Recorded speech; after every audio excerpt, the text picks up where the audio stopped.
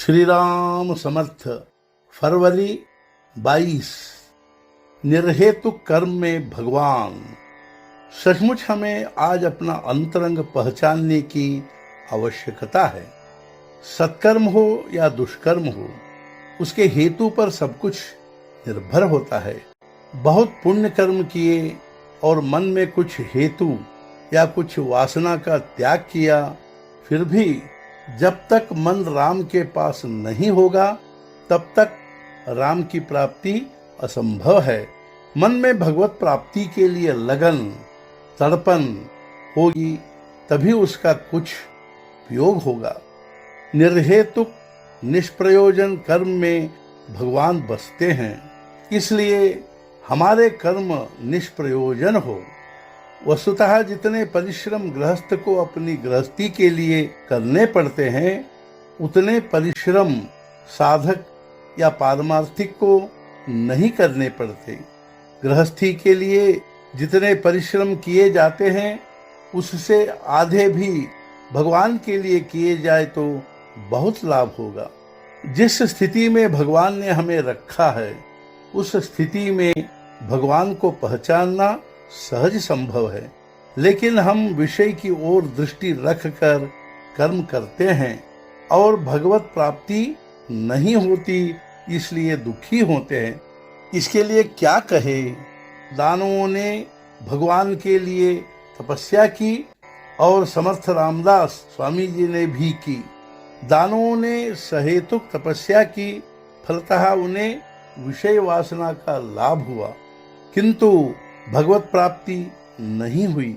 इसके विपरीत समर्थ रामदास स्वामी जी को सिवाय भगवान के कुछ नहीं चाहिए था। उसी लाभ को उन्होंने सर्वस्व माना। उन्हें भगवत प्राप्ति हुई। उत्कट प्रेम के कारण लगन और निष्ठा निर्माण होती है।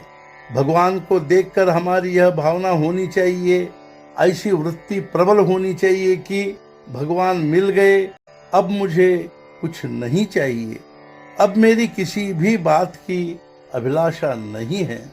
ऐसी वृत्ति होगी तभी अहंकार की मृत्यु होगी।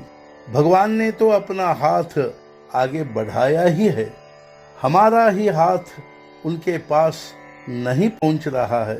बुद्धि और पैसे की तुलना में सदाचरण का महत्व अधिक होता है।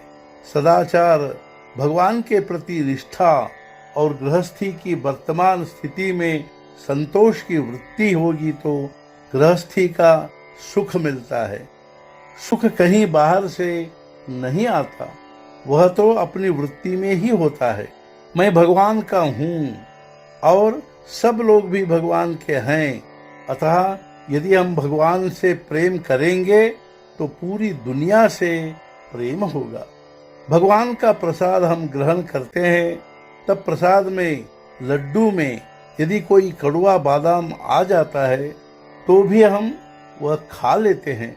वैसे ही जीवन में भगवान ने एकाध बार यदि दुख दिया भी तो उसे सहर्ष सहना चाहिए।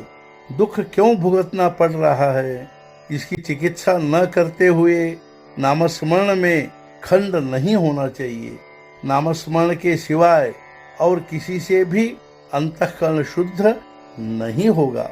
जो यह जानता है कि नाम से श्रेष्ठ और कोई बात नहीं है, उसे और कुछ कहने की आवश्यकता ही नहीं होती। नमक समझकर यदि शक्कर खाएंगे तो भी उसमें शक्कर की मिठास होगी ही। उसी प्रकार किसी भी स्थिति में यदि नामस्मरण किया गया तो वह हमारे लिए तारक ही होगा। आज का मुख्य विचार, जिसको उपासना का जबरदस्त आधार है, वही संसार में सच्चा काम करता है। सद्गुरुनाथ महाराज की जय। जय जय रघुवीर समर्थ।